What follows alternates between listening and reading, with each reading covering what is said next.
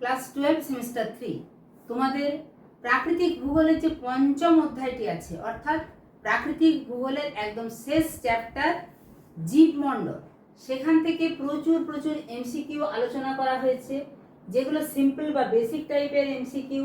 তাছাড়া আছে শূন্যস্থান পূরণ, তারপরে আছে বাম স্তম্ভ ডান স্তম্ভ মেলানো। আজকে যেটা আলোচনা করব সেটা ক্রম অনুসারে সাজানো। এখানে ক্রম অনুসারে সাজানোর যে প্রশ্নগুলো আছে সেগুলো তোমাদের সামনে উপস্থাপিত করব, এবং এই যে এত ধরনের প্রশ্নের কথা বললাম এটা বাদ দিয়েও এখনো কেস কোড ভিত্তিক আছে, ডায়াগ্রাম বেসড কোশ্চেন আছে। প্রত্যেকটা টাইপের কোশ্চেন প্রত্যেকটা চ্যাপ্টারের কিন্তু এভাবেই আলোচনা করা হয়েছে। তাই অবশ্যই পুরোনো ভিডিওগুলো দেখার জন্য ভিডিও সেভ বা প্লেলিস্টে যাবে, সেখানে সুন্দর করে সাজানো আছে, সমস্তগুলোই পাবে। এবং পরবর্তী যে ভিডিওগুলো আসতে চলেছে সেগুলো পাওয়ার জন্য অবশ্যই চ্যানেলটা সাবস্ক্রাইব করে রাখবে। এখানে দেখো সঠিক ক্রমটি নির্ণয় করো। পুষ্টি স্তর অনুসারে নিচের জীবগুলিকে সাজাও। তোমরা দেখতেই পাচ্ছ এখানে কোন কোন জীব রাখা হয়েছে, সাপ, ব্যাঙ, ঘাস, ঘাসফড়িং। তাহলে পুষ্টির স্তর অনুসারে যদি আমি সাজাই তাহলে ঘাস বসবে প্রথমে, ঘাসকে খাচ্ছে ঘাসফড়িং, ঘাসফড়িংকে খাচ্ছে ব্যাঙ, ব্যাঙকে খাচ্ছে সাপ। তাই সঠিক ক্রমটি হলো ঘাস, ঘাসফড়িং, ব্যাঙ, তারপরে সাপ। পরের প্রশ্ন, ডেট্রিটাস খাদ্য শৃঙ্খলে ক্রমানুযায়ী সাজাও।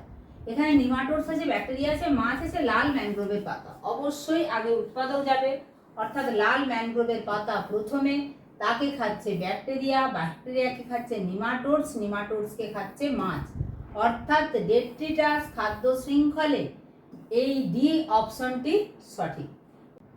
এরপরে 3-এর দাগে একটি উল্টানো সংখ্যার পিরামিড। আমরা সংখ্যার পিরামিডে কি জানি, সব সময় উৎপাদকের সংখ্যা বেশি, তারপরে প্রথম সারির যে খাদক তাদের সংখ্যা, এখানে যেহেতু সংখ্যার পিরামিড কথা বলা হয়েছে সংখ্যা কমে যাবে, তারপরে দ্বিতীয় সারির খাদকের সংখ্যা আরো কমে যাবে, সর্বোচ্চ সারির খাদকের সংখ্যা আরো কমে যাবে।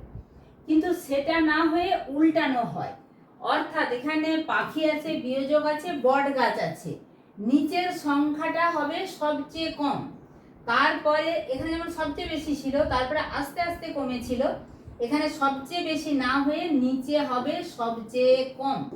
তাহলে উল্টানো পিরামিডটা কেমন হবে, এই রকম, অর্থাৎ নিচে সবচেয়ে কম, তারপরে বেশি, তারপরে বেশি। এখানে সঠিক উত্তর হচ্ছে যেটি, সেটি হচ্ছে বট গাছ, পাখি, বিয়োজক। এখানে বট গাছের সংখ্যা মানে একটাই বট গাছ, তার উপর আশ্রয় করে আছে বেশ কিছু পাখি, পাখির সংখ্যা, বট গাছ একটাই তার চেয়ে একটু বেশি, এবং পাখি যখন মারা যাবে তখন তাকে যে বিয়োজিত করবে সেই বিয়োজকের সংখ্যা আরো বেশি। এখানে লিখে দিচ্ছি দেখো, আরো বেশি, অর্থাৎ উপরে আরো বেশি হলো, আর এখানে সবচেয়ে উপরে ছিল সবচেয়ে কম। সর্বোচ্চ সারির খাদকের কথা ধরো বাজ পাখি, সর্বোচ্চ সারির খাদক, তার সংখ্যা সবচেয়ে কম। এই উল্টানো পিরামিড নিয়ে তোমাদের কিন্তু কোশ্চেন থাকতে পারে। তাহলে বুঝতেই পারছো সঠিক উত্তর হচ্ছে বট গাছ। বট গাছের সংখ্যা একটাই, একটা বট গাছ, তাতে আশ্রয় করে আছে পাখি, পাখিকে আবার খাচ্ছে অনেক বিয়োজক। এটা আবার অন্যরকম ভাবেও ব্যাখ্যা করা যায় বা অন্য উদাহরণ দিয়ে, একটা বট গাছ, তাতে একটা পরগাছা বা দুটো বা চারটে বা ছটা পরগাছা আশ্রয় নিয়েছে, সেই ছটা পরগাছাকে আশ্রয় নিয়েছে আরো বেশি পরগাছা, তাহলে নিচে একটাই বট গাছ, অর্থাৎ নিচটা হয়ে গেল সরু। এটা হচ্ছে উল্টানো পিরামিড। তোমাদের যে কনসেপ্ট ক্লিয়ারের ক্লাস সেখানে এই উল্টানো পিরামিড সম্পর্কে আলোচনা করা আছে।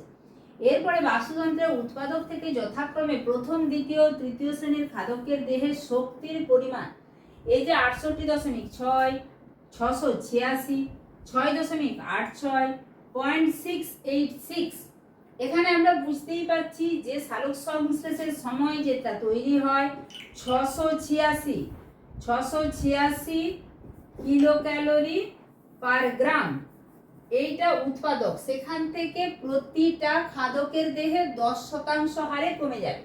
তার মানে একটা করে দশমিক সরে আসবে, অর্থাৎ 686 পরেরটায় 68.6, তারপরেরটায় দ্বিতীয়টাতে অর্থাৎ 6.86, তারপরেরটা আরেকটা আগে দশমিক আসবে অর্থাৎ 0.686। তাহলে দেখে নেব সেই অপশনটি কোথায় আছে। এখানে যে অপশনগুলি আছে তার মধ্যে দেখতেই পাচ্ছ 686, তারপরে একটার পরে দশমিক পড়েছে অর্থাৎ 68.6, তারপরে দুটোর পরে ডান দিক থেকে সবসময় দশমিক সরে সরে আসে, দুটোর পরে অর্থাৎ 6.86, তারপরেটা 0.686 কিলোক্যালোরি পার গ্রাম। তারপরে 5-এর বা শেষ এই পর্যায়ক্রমে সাজানোর কোশ্চেন। এরপরে আমরা চলে যাব চিত্রভিত্তিক প্রশ্নে। এই চিত্রভিত্তিক প্রশ্নের জন্য অবশ্যই কিন্তু তোমাকে পরের ভিডিওর দিকে লক্ষ্য রাখতে হবে। এরপরে আছে হিউম্যান জিওগ্রাফির ক্লাস, তারপরে আছে জিওগ্রাফি অফ ইন্ডিয়া।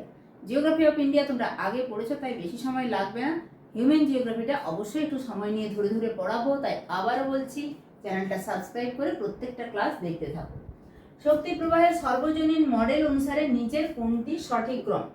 এখানে যে পর্যায়গুলি দেয়া আছে সেখানে যে সর্বজনীন মডেল অনুসারে এখানে আত্তীকরণ শক্তি, আরোপিত শক্তি, বৃদ্ধি এবং রেচিত শক্তি, যদি সর্বজনীন যে মডেল স্বীকৃত মডেল তা অনুসরণ করে নিচের কোন ক্রমটি সঠিক না আরোপিত শক্তি আগে, সেটাকে যখন উদ্ভিদ বা প্রাণীদেহে আত্তীকরণ হচ্ছে সেটা হচ্ছে আত্তীকরণ শক্তি, তার ফলে বৃদ্ধি হচ্ছে এবং শরীরের যে অন্যান্য ক্রিয়া সে রেচিত শক্তি বলো বা আমাদের যে পৌষ্টিকতন্ত্রের কাজগুলো চলে সেটা হচ্ছে তার পরের ধাপ।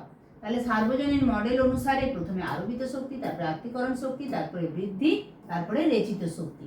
তাহলে এইটা হচ্ছে আরোপিত, এটা সূর্য থেকে আসে, তারপরে উদ্ভিদের দেহে সংশ্লেষিত হয়, উদ্ভিদের বৃদ্ধি ঘটায়, উদ্ভিদের এবং প্রাণীর উভয়েরই রেচন ক্রিয়া, যেমন বাকল মোচন উদ্ভিদের দেহে পাতা ঝরে পড়া, এগুলোও কিন্তু তারা তাদের দেহের বর্জ্য পদার্থ এভাবেই নির্গমন করে। তাহলে সেটা হচ্ছে শেষে সেটা হচ্ছে রেচিত শক্তি, যেগুলো পড়িয়েছিলাম আই, এ, জি এবং ই। তাহলে বুঝতেই পারছো, এরকম ভাবে তোমাদের কিন্তু প্র্যাকটিস করতে থাকলে পরীক্ষার সময় কোনো অসুবিধা হবে না। দেখা হচ্ছে খুব তাড়াতাড়ি পরবর্তী উপস্থাপনায়, পরবর্তী ক্লাস নিয়ে। অবশ্যই চ্যানেলে চোখ রাখো, চ্যানেলটা সাবস্ক্রাইব করে রাখো। গুরুত্বপূর্ণ এই ভিডিওটা অবশ্যই বন্ধুদের মাঝে শেয়ার করে দিও এবং আমি যাতে আরও বেশি বেশি করে তোমাদের ক্লাস দিতে পারি তার জন্য অবশ্যই একটা লাইক করে দিও। তোমাদের কিছু প্রয়োজন হলে কমেন্ট করো। টাটা।